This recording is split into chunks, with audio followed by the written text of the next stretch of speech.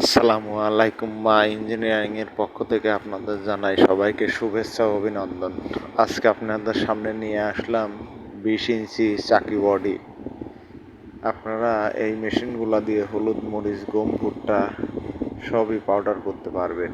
এটা 20 ইঞ্চি special body.